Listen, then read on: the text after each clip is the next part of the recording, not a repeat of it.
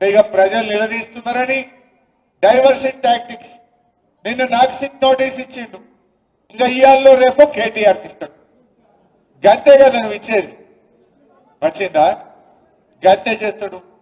ఎందుకంటే కేటీఆర్ గారు ఒకవైపు గట్టిగా నిలదీస్తుండు, ఇంకొక వైపు నేను అడుగుతా ఉన్నా, సమాధానాలు లేవు. నీ బొగ్గు కుంభకోణంలో నీ బామ్మర్దికే నువ్వు సాయం చేసినావు, నీ సంగతి ఏంటంటే దాని మీద సమాధానం లేదు. సిట్ నోటీసులు పంపుతుంది, ఇక ప్రేమలేఖలు. భయపడతాం అనుకుంటున్నావా? నువ్వు ఎన్ని నోటీసులు ఇచ్చినా బిడ్డ నిన్ను ప్రశ్నిస్తూనే ఉంటాం. మహాలక్ష్మి ఇచ్చేదాకా అడుగుతాం, రైతు రుణమాఫీ అయ్యేదాకా అడుగుతాం, నువ్వు అవ్వాతాతలకు 4000 ఇచ్చేదాకా అడుగుతాం, నువ్వు తులం బంగారం ఇచ్చేదాకా అడుగుతూనే ఉంటాం.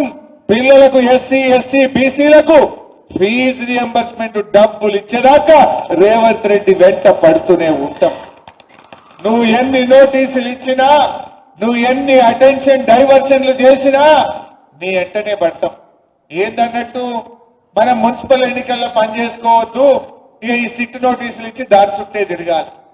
నీ బామ్మర్ది బొగ్గు కుంభకోణం బయటకు రావద్దు, ఈ సిట్ నోటీసుల మీద డైవర్షన్ పాలిటిక్స్ చేయాలి. నడవే ఈ డ్రామాలు. జనంకి అన్ని అర్థమైపోయినాయి. నువ్వు ప్రజల్ని మోసం చేసినావు. పైసలు లేవని ఒక దిక్కంటాడు, ప్రత్యేక విమానాలల్లో విదేశాలు తిరుగుతున్నాడు, ఢిల్లీ తిరుగుతున్నాడు. ఈయన ఫుట్బాల్ ఆడడానికి స్టేడియంలు కట్టుకుంటున్నాడు. ఈయన ఫుట్బాల్ ఆడడానికి సింగరేణి నుంచి 10 కోట్ల రూపాయలు తెచ్చుకొని ఈయన ఫుట్బాల్ షోకులు నెరవేర్చుకుంటున్నాడు.